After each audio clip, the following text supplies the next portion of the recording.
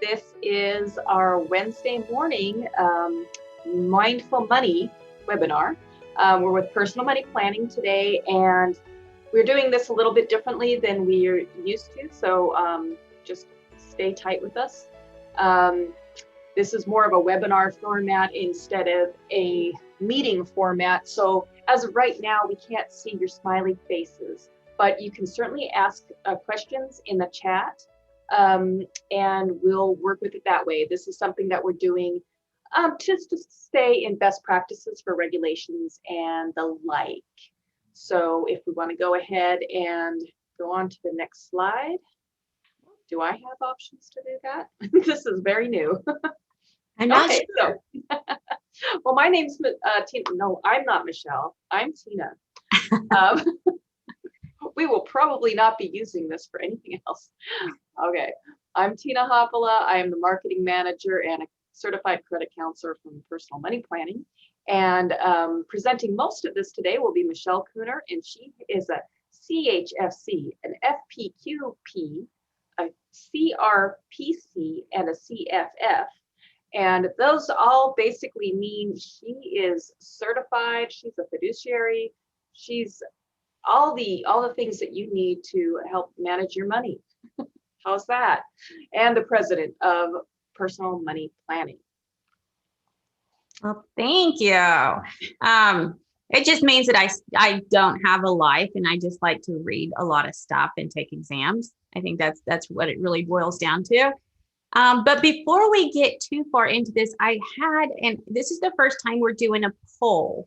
So we want to get a better idea of what you feel has the largest impact on your financial outlook.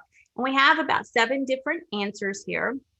One is when to begin drawing Social Security benefits, at what age you should retire, the portfolio mix you should have between like stocks and bonds, aligning your investments with your risk level, how much money you should spend each month on groceries, if you should select maybe monthly payments versus a lump sum distribution from an employer-sponsored plan, or how to remain in a lower tax bracket. What do you feel is the most important? Just pick one. I will tell you there is a right and wrong answer, so no pressure there. So the chat or the poll is, if you're on a screen, it's on the bottom of your screen, at least on mine, if it didn't just pop up, and it says budget important financial issues. All right. So we have the answers so far are portfolio mix between stocks and bonds, or growth and fixed income, and aligning your investments with the risk. And if you answered either one of those are really good answers, but they're wrong. Really what the answer we were looking for here is how much you're spending on groceries each month, because none of these really dealt with cash flow too much. And cash flow is the biggest thing that we look at, and is like the foundation or the primary focus when we look at any other more advanced financial issues. We always want to focus on cash flow, because if you're not managing your existing cash flow, it doesn't matter what new money you're bringing in. If you're living on if you're not managing that properly, some of this other stuff is kind of ancillary. And so we really want to focus on being mindful with your money and really looking at where that's going and how you're managing it. The problem is that people often tend to think that budgeting is so basic, so elementary. And Tina, do you tend to see this, since you deal with a lot of budgeting and credit counseling? Is that kind of the same sentiment that most people have? It's just like, I'm paying my bills on time. We're saving in our 401k. We don't need to kind of track what we're spending on Honey Nut Cheerios each month. Is that kind of what you're seeing too? Well, and it's kind of like you said, people think it's simple and easy. And yet when you ask them, well, where is your money going? When you break it down, they're like, well, I don't know. And so, yeah, there is that disconnect. Okay. And one of the things that we also hear too is that budgets are so restricting. And I kind of, when someone says that, I just kind of giggle a little bit because they're actually creating that budget. So they're telling them probably in a more rational time in their life. They're like, I should probably not spend more than this amount of money in this particular category or area. And then whenever they get to where they're bouncing right up next to that limit, they're like, this is just too restricting. And they're the ones that set that themselves. So a budget doesn't like follow you around a store, right? It doesn't. It's like paper and ink or pixels on a screen. And so it doesn't like follow you around the store. And as you're putting something into the basket that's not on your shopping list, it doesn't like send a shock, up your arm, which that would be a fantastic app, Tina. In fact, there is something that's like a bracelet that I got for Chance, my son, because he was horrible at waking up. Like his alarm would go off and he would keep hitting snooze. And it was a shock bracelet, almost like a shock. And it was really cool because he would have to set his phone across the room and he would have to physically get up and move and do some certain things before that would stop shocking him. So if we could create that, and for people that go shopping, that would be a fantastic invention on that. But people, a budget it does tell us what we can't afford, but it doesn't keep us from buying that. That's where, some willpower comes in. And we have to be mindful of that.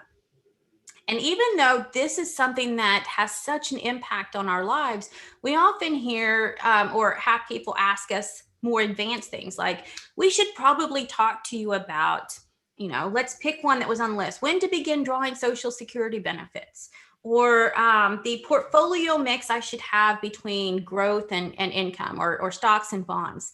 And they feel like this is going to make such an impact in their life. And when in actuality, even let's take portfolio mix. Portfolio mix is based on a lot of risk tolerance level, right? But it's also based on how much we need that portfolio to spit out. So if we're needing a certain dollar amount of income each year, we need the portfolio to produce that. We also need to understand what our expenses are to come up with that required rate of return that the portfolio needs to spit out, that we can then build a portfolio and do that asset allocation mix. So it's all based on cash flow and what we're needing. And so when someone comes to us and asks something like this about investing or doing, running a Social Security optimization analysis, or even how to remain in a lower tax bracket, the thing we look at is what? Anyone want to type it in the chat? Got an idea, Tina? What is the first thing we're going to look at?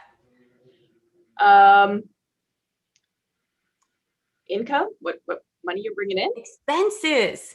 Oh, does it matter? Does it matter if you're bringing in 50,000 or 400,000 if you're spending 20? It would be nice. Yeah. But we're making sure we have enough to cover the expenses. Anything else is great, but we want to make sure that the expenses is what we're focused on and what you're spending your money. So that's why cash management is so important. And in fact, most wealth is lost through poor cash management. It's not whether you should be in let's say that you should increase from a 50-50 allocation to a 60-40 or 70-30. It's not if you should draw Social Security 1 or 2 years after reaching full retirement age. What we're looking at is how you're managing what you have. And yes, if we add more income into it, it just makes it easier. But if you're doing just fine without drawing Social Security, at full retirement age, and you can wait a year or two and earn that 8% increase each year, why not? But if you're needing it and it's something that you're really needing now to make it easier on your life now, if you're struggling to pay those bills, then yes, it may make sense now. And so that's one of the things that we're looking at is what your cash flow looks like.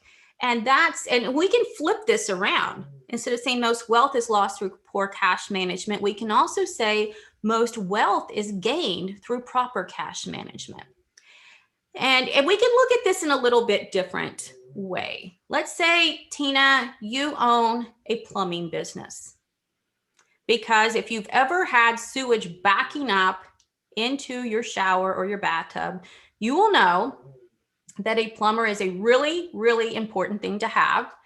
And the urgency of having someone that knows what they're doing and can show up at your house on time is priceless. And let's say that you have this business with 5 employees and you're in charge of scheduling those employees to do what they need to do. Someone calls you, they say, my hot water heater went kaput. I need someone out here.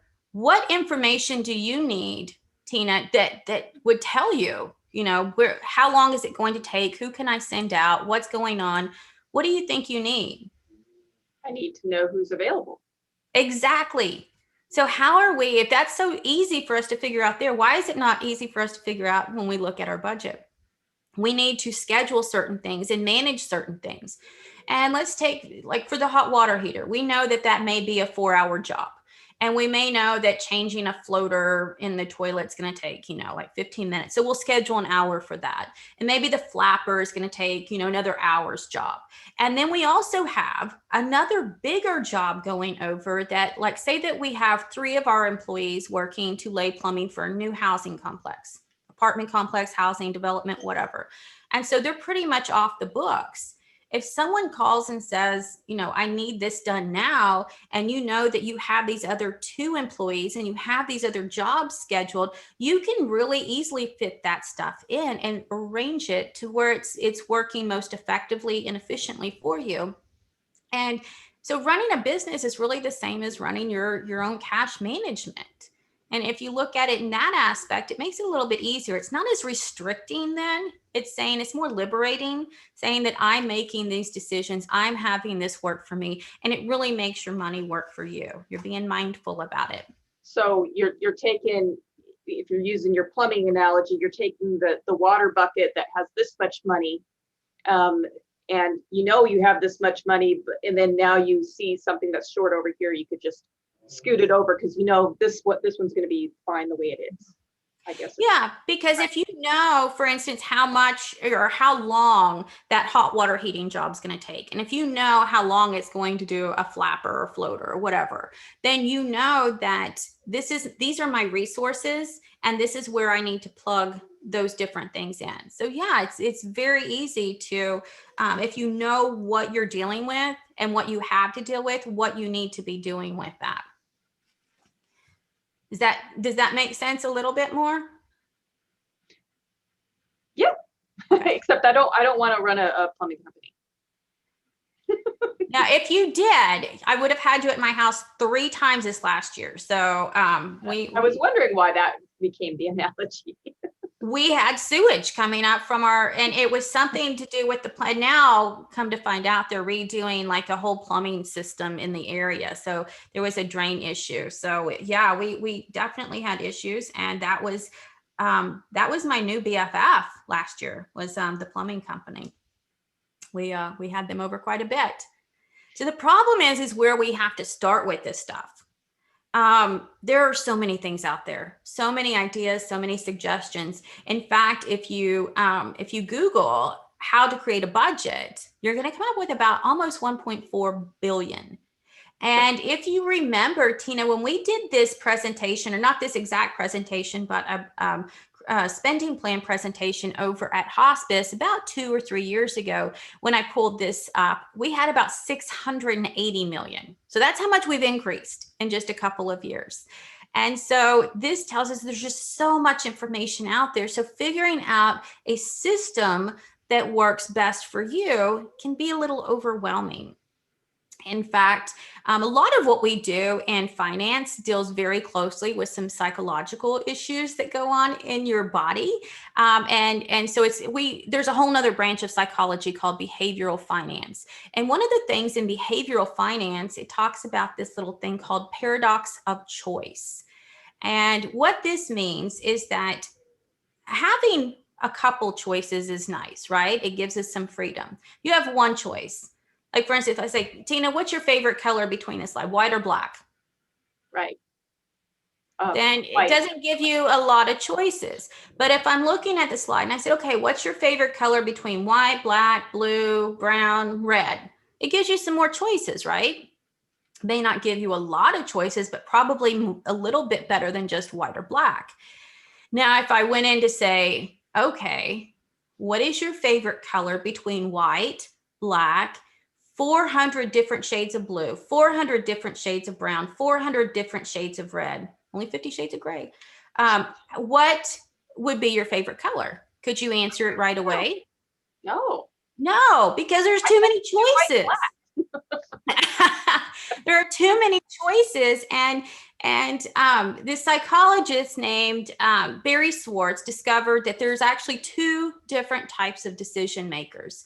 One is called the maximizer, and one is called the satisficer. Not satisfier, but satisficer, which is a combination of satisfy and suffice. And so the descriptions they gave of these two different types of decision makers were the maximizers like to get all of the information and analyze everything. So they would be one that would look at all like 1,252 colors. I mean, they're going to analyze and go one by one by one. And it's exhausting and overwhelming. However, one of the things that they discovered, or this Barry Schwartz discovered, was that paradoxically, they're not going to be any more happy with the outcome of their answer or their decision, because it was so time consuming. It took so much energy, and really it was probably something that could have been done not so much time. And so now the satisficer, on the other hand, is one that just says it's good enough. And it's good enough, and I don't need to spend a whole lot of time on this. If I can look at and check these boxes that I need to satisfy, or that my requirements are, I'm good enough, right? I don't need to make all of these decisions. I don't need to have all of the information. I'm good with what I have. And so what we see with this is sometimes less is more. And while we do want to have some options to give us some freedoms, if we have too much of it, sometimes it's demotivational and paralyzing. And so instead of looking at all 1.4 billion, we are going to look at just a few. And so what was the name? Is it Barry Schwartz? Schwartz, not Schwartz. I spelt it wrong. Schwartz. And I think he did write the book Paradox of Choice, if you Google that. And it's, if you, oops, I said the magic word here, Google. But yeah, it's, I enjoy something like that. I'm not sure that would be on anyone's book club reading list anytime soon.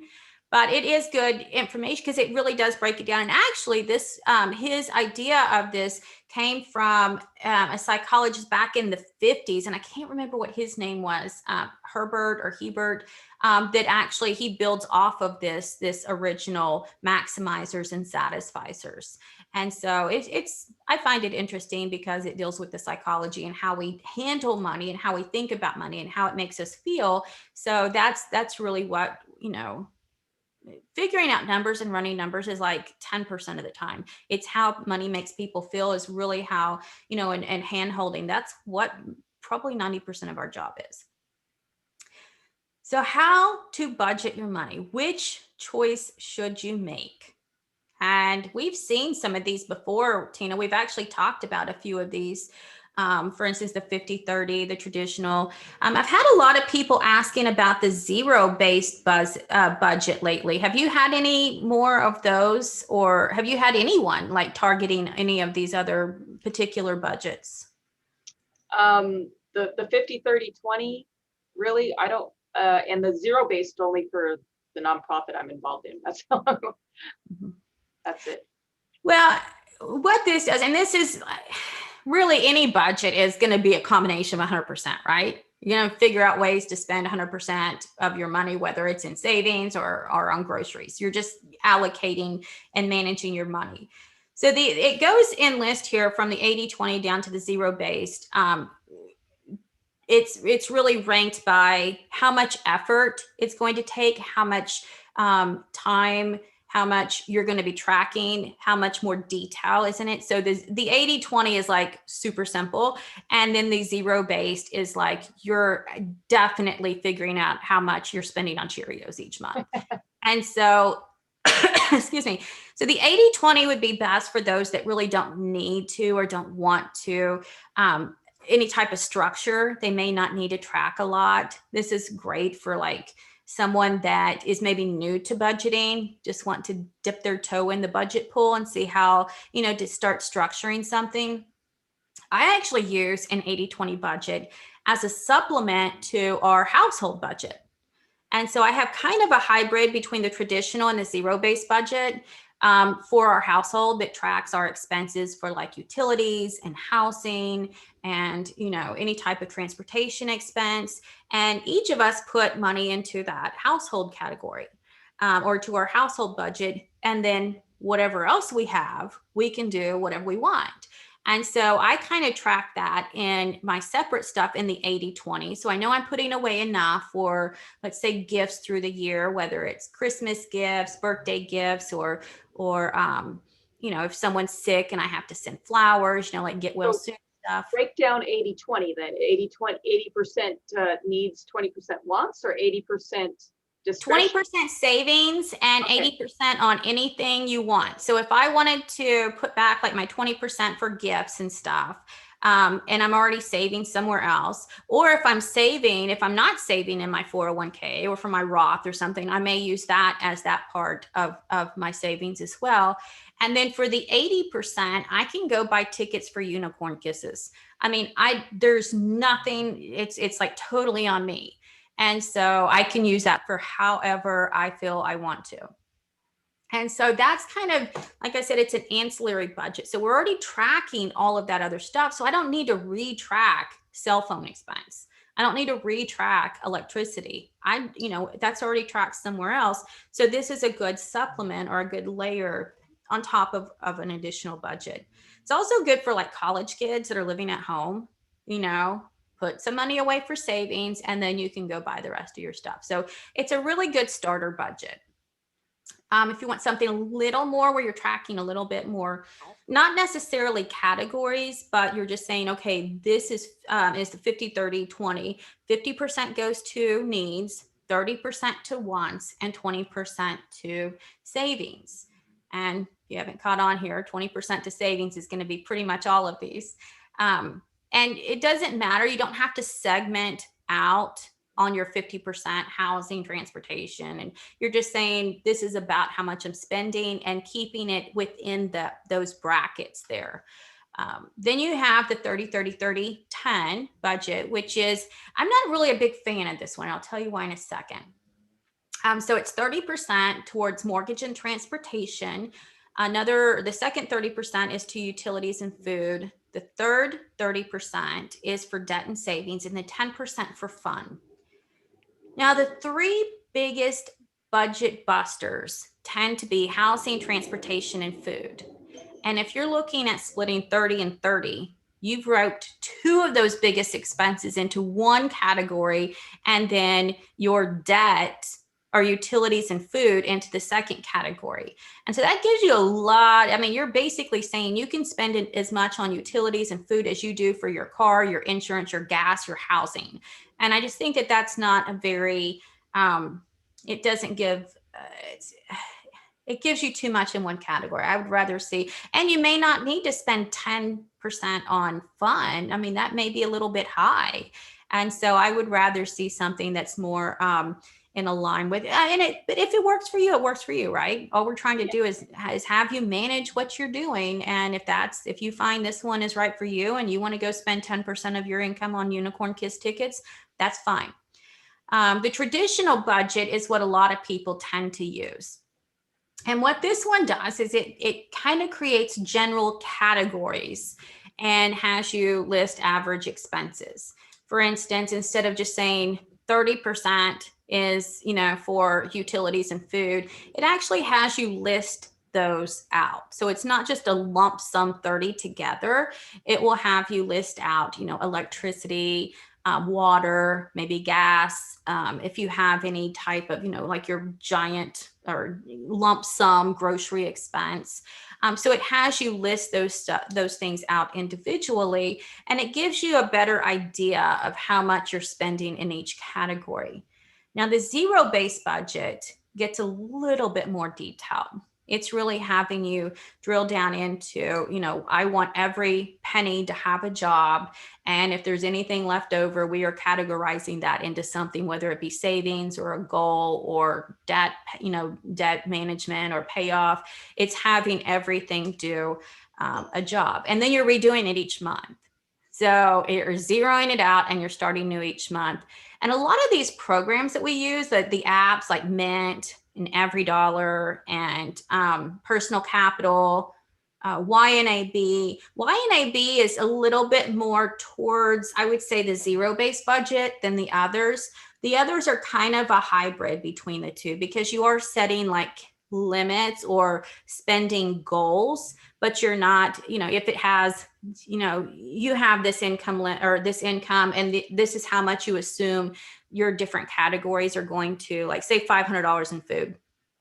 If you spend $450 in food, it's not going to say it'll show you that you've only spent $450, but it's not having you put that particular money somewhere else at the end of the month. You can roll it into a goal, which would then lead you more towards the zero base, but it's not making you do that. So it's kind of a hybrid between the two.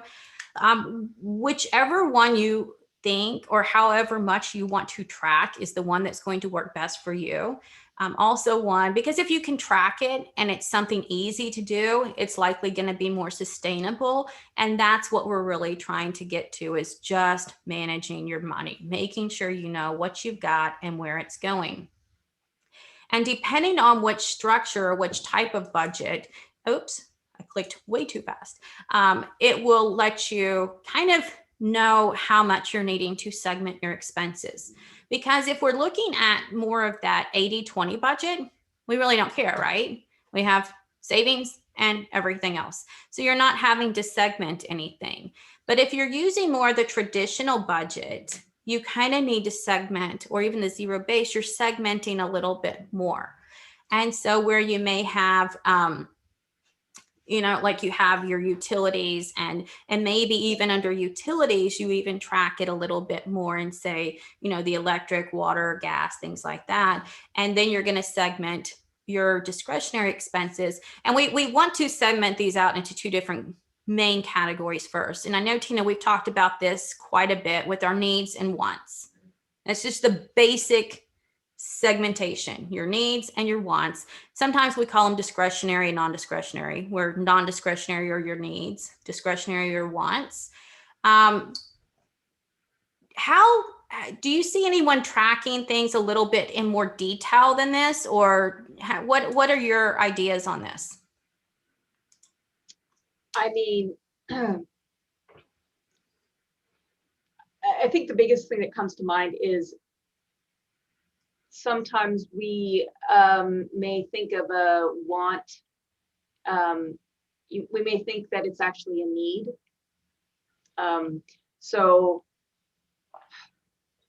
And in some cases it might be, like to have your internet service, is that a utility now? Or is that, to have the best, is that a need? So I think sometimes that gets into the question of what it is. I don't think that's really what you're asking, though.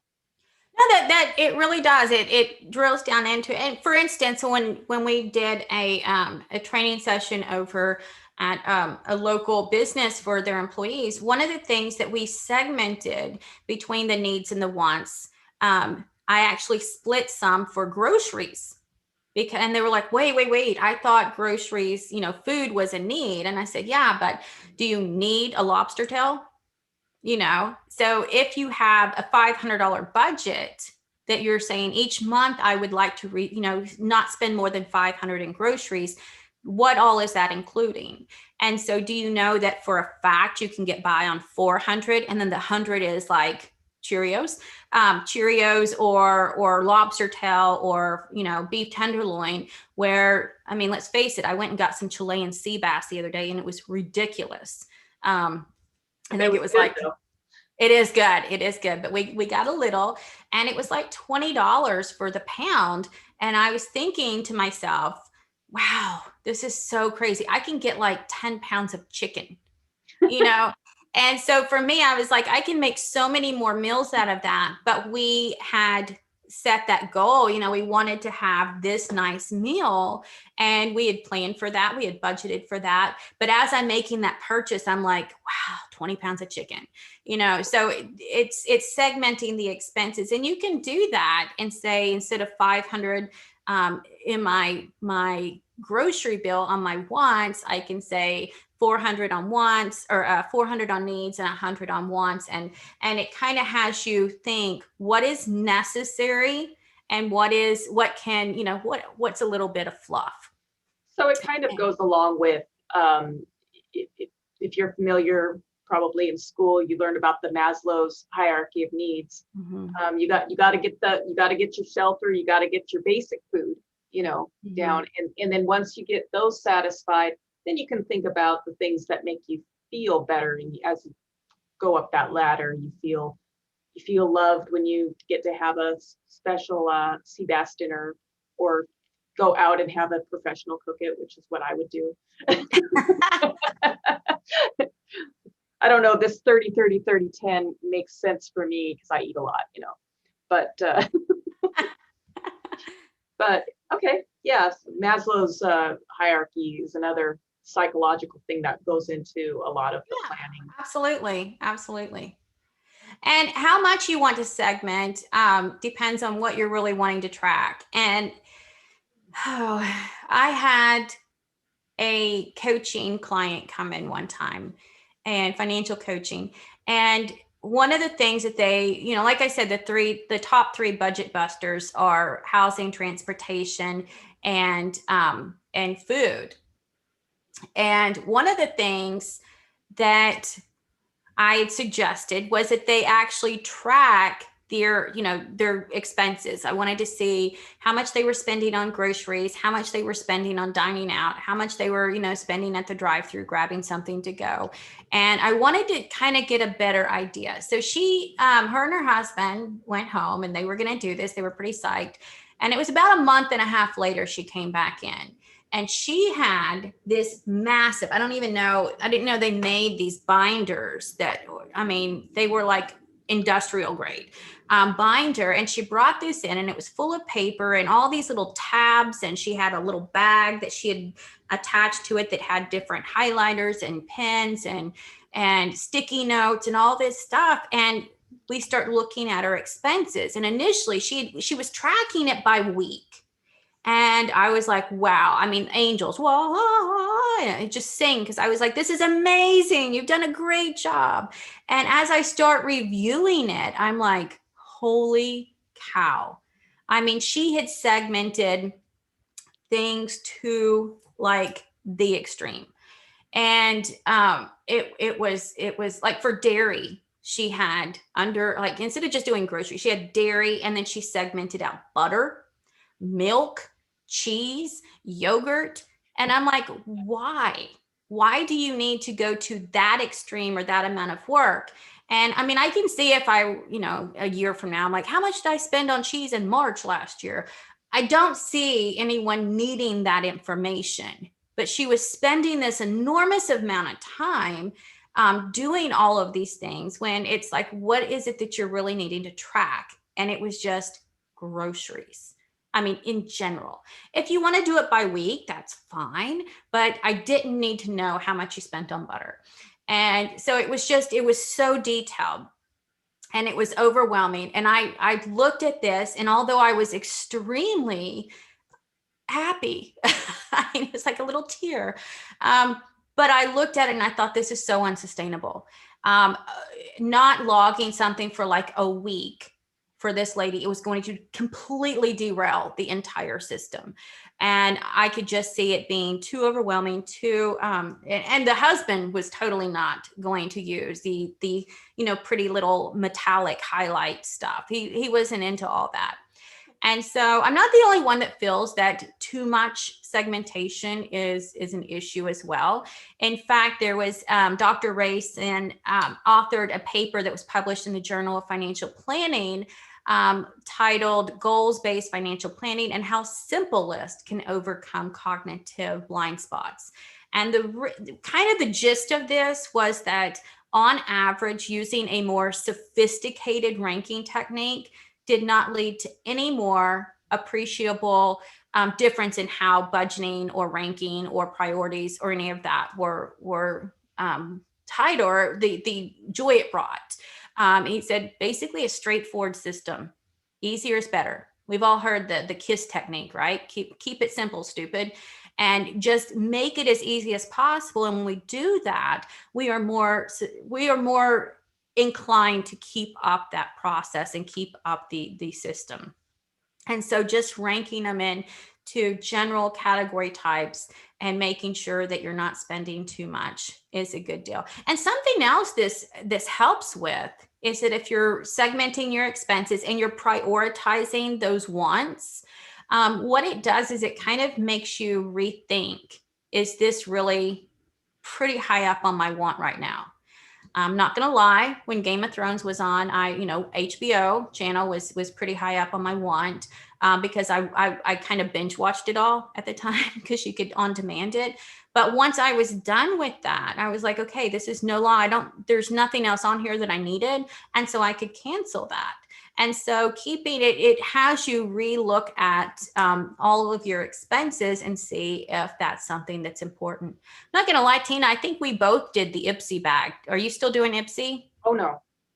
Yeah, it was really neat when they came out. You would get, and for the guys out there that weren't aware of IPSI, you would get like a makeup bag each month, and it had all these different samples of some higher end cosmetics, and you could sample all of this stuff to see which ones you liked. And but after a while, I mean, you can only get so much lip gloss, and or lipstick or brushes, and you're just like, it's too much. And I think I was up to like 15 bags, and I had to put a kibosh on it because I'm like, I already found something I like now. I don't need to keep changing all of this stuff. And that technically just encouraged you, not just having that subscription, but then you would like something and go buy even more of it. So that was a thing that we realized our fault in that and got rid of it.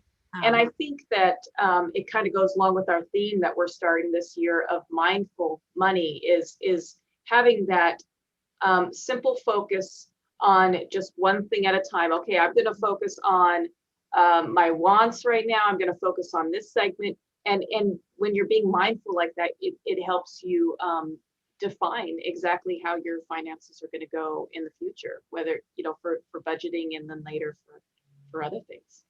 Yeah, because I think when we get into this, a lot of people do this New Year's resolution budget, just like they do, that they're going to work out, they're going to get healthy, they're going to eat more oatmeal and all of these things. And it goes for a couple weeks, maybe a couple months. I think the average is like 2.5 to 3 months. And then it's just like, just falls off the cliff. And so I think that's how we do this when we get into the budgeting thing too. We're like, we're really going to get working on this and we're going to hammer down and we are only going to spend $17 this month on groceries. And it's just, it gets to be where you are very motivated. And then when you get into the weeds and you're elbow deep and trying to decipher all of these different things, it becomes overwhelming. And so it's important to just take a step back and say, what is it that I'm actually trying to accomplish?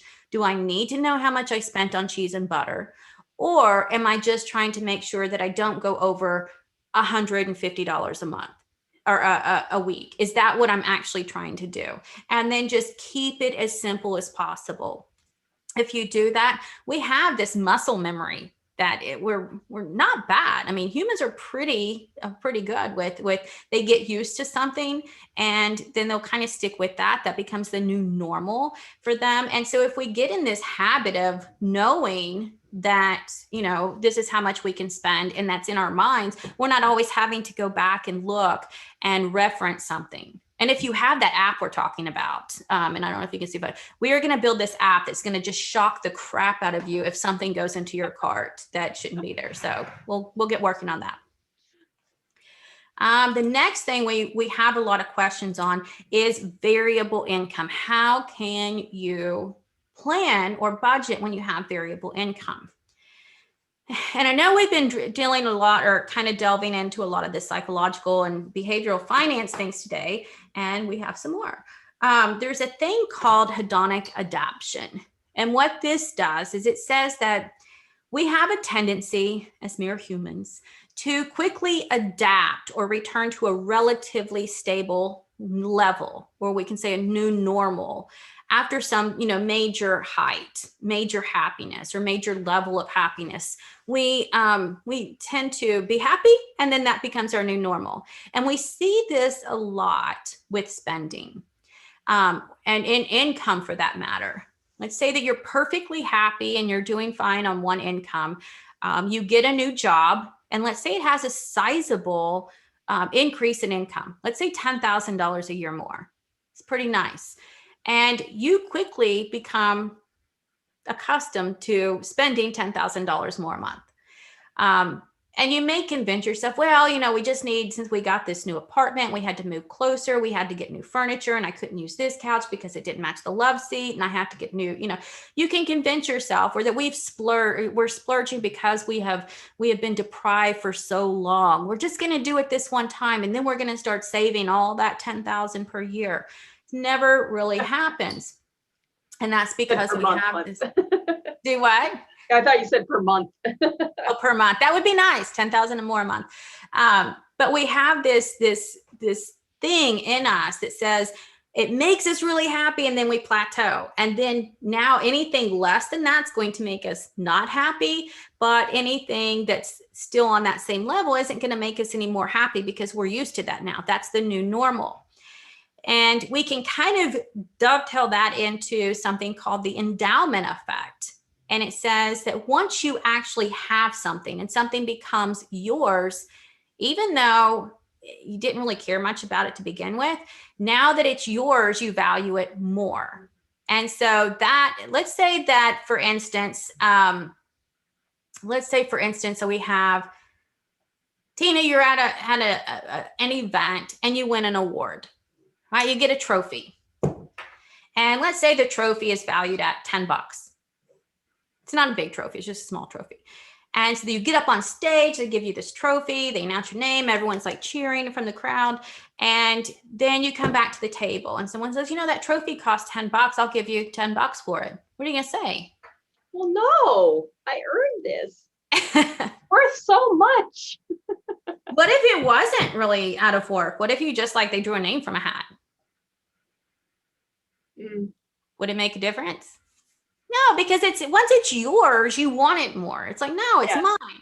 And even if I gave you the $10, you're like, no, because this is now mine. So that's what happens a lot of the times when we have this variable income.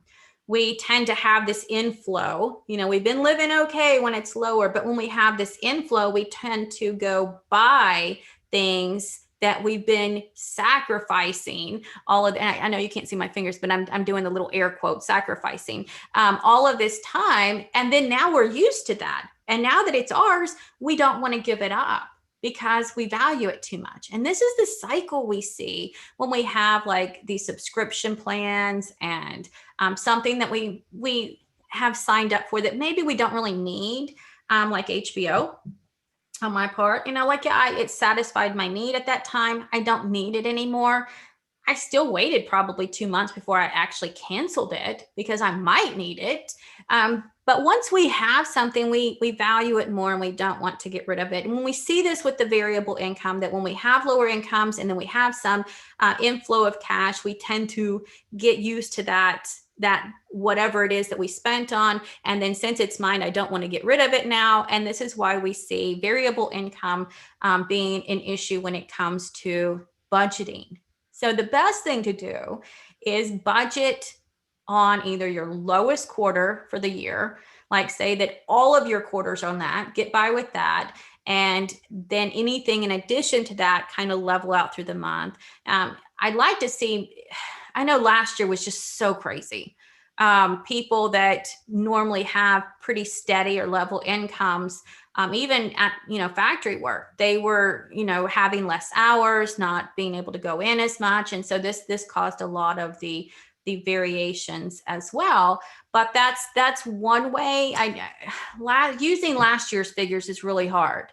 But if you can look back at figures before that, and if you have, if you've worked at the company for say 5 years, you can look at not maybe the last years, but the years before and say, even though we do have, we have some required overtime, what is it that I can get by with? And what's that lowest month or lowest quarter? Problem is if you're self-employed and you do like contract work and stuff, you may have 1 month that you have, say $10,000 job. And then the next month you have a $200 job. That's going to be, and a lot of people that have commission, that work on commissions, have this type of thing too. So that's where you're really going to have to look back and say, what did I have over a year-long period, and to really get a better idea of what you're dealing with. And I think if like we have something here in the chat, a breakdown of somebody's how they did it cash based and actually used envelopes. And so if you kind of combine what you were just talking about, with somebody with a variable income, if they're basing their budget on their basic expenses and the months that they go over, maybe they are in catering and they had extra sales or extra tips or something. If they put that aside into make sure that their emergency fund is filled, or put that into their savings, then it's there just in case you need it later for one of the months that's low. For some reason, I keep thinking about when I used to play Monopoly as a kid, and there was some time I can't remember exactly what spot it was. You'd have to put the money in the middle, and then if somebody hit, I think if they hit on free parking, if I'm remembering right, we'd get that money. And I don't know if that was a house rule or if that was a real Monopoly rule, but if you make sure you put that away, because what John said here is, negotiating the disposition of emergency cash in envelopes. That means, hey, you had this left over, so I'm not sure if that would constitute as an emergency fund. We're going to be talking about that later in the year, but it's definitely to have that cushion. That's what I call mine. Definitely want a cushion there. And if you do have variable income like this, or if you're commission based, or it does fluctuate quite a bit for self-employment, absolutely, having this pot of money on the side after you pay specific bills is definitely something you want to have. I mean, you want to be able to rely on that. And it may not be, something that you're just budgeting for the lower one. The pot of money may cover some of your utilities later on. If you have a really low, month let's say that it goes 3 or 4 months that you don't anticipate it, at this point you have something to draw from. So, and what we usually see when we look at the hedonic adaptation isn't necessarily with just variable income. It's anyone that gets a pay raise. I mean, how many times do we say, if you get a raise, don't take it, just increase your savings that amount, because you're already used to spending this amount. I mean, you're not miserable. You're not crying every day and dragging your jaw around. It's you're happy. You make do with what you have, and having more is nice, but do you want to have it now, or do you want to have it later and give yourself some of those other choices later on down the line? So definitely having a pot of money that you can rely on for those hiccups. I know next time, Tina, what did you end up calling this one for next time? Next time we're talking about couples and money. And because we're going to look at how your significant other is so significant in your financial issues, because having you both on that same train together is definitely important. Yes, it'll be after Valentine's Day, but it's still, the relationships in your life, but it's not always just your romantic relationships. It could be your kids and everything like that, but mostly the people who are important to you, your boo and you. I think last year or last time we did it, it was talking money with your honey. So it's basically the same ideas as we've talked about before. And it's nice to have two people working towards the same goal, because then you get there a little bit quicker versus having, two people fighting and pulling against each other and having to, if you're both on the same path, it's so much easier. And you may have to, each sacrifice a little bit of what you're wanting to do, but coming up with that good middle ground and working for a common goal is always beneficial.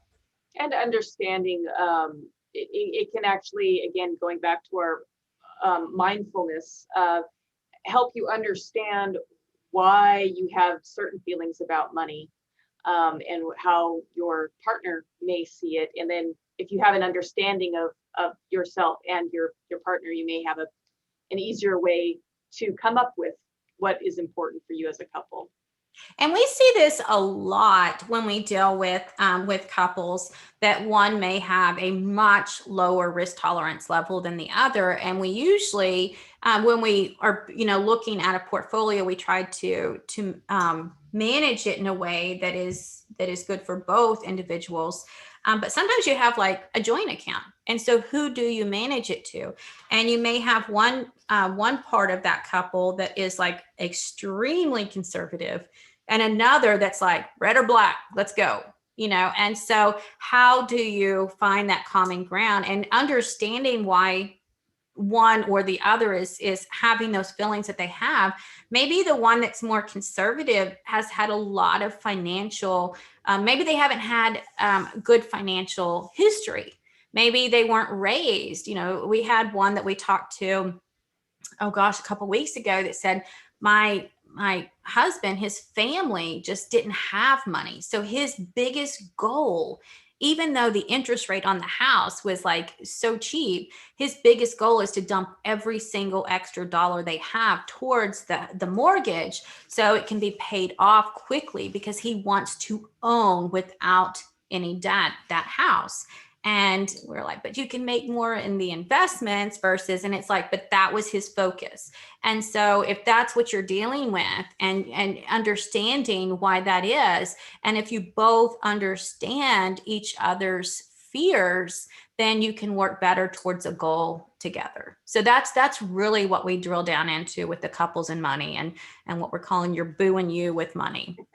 So we hope to see you all next time. If anybody has any last minute questions, we have a few minutes left in here. Go ahead and pop those in the chat. We certainly appreciate you dealing with our new format. If you missed in the beginning, we are doing this as a webinar format rather than the meeting type format, just to be better suited for best practices for regulators and things like that. So we, of course, miss your smiling faces, but, we do Zoom meetings. If you're a client, just set up your meeting, go to calendly.com/personal money planning, I believe, right? Or, give us a call. And I guess that's the other way around. Yeah, give us a call. Also, if you have any topics that you would like covered, or you have any specific questions you want us to kind of maybe dive down into a little bit more, shoot us an email. We would be happy to get some suggestions. I mean, Tina and I sat down and kind of come up with a lot of, the topics that we're going to cover. And most of these are the most common things that we get asked, when we get the phone calls or we get emails. And so that's what we're kind of gauging a lot of our decision making on. But if you have any ideas on what to cover, please shoot us an email and let us know. And be sure to invite your friends and family to these. We are doing this as a community service. It's completely free. If you go to our events page on personalmoneyplanning.com, it will list out all of our annual events that we're doing, these webinar series. And we're also going to, and I think we put this on Choose Wichita Falls, Tina, I'm also doing a series for homeschoolers or young adults and teens. And we're going to be doing that over a I think it's a 6-week period. Oh, actually, no, it's a 3-month period. And if you're interested in that, we're going to put a link to that on our Facebook page too, where you can sign up for that. All of these are free services. And so, and I know right now, financial literacy and financial education in schools it's just lacking. I mean, it's bad. And so this is something we definitely need to get the kids up to date on too. And so please, please, please join our webinar series.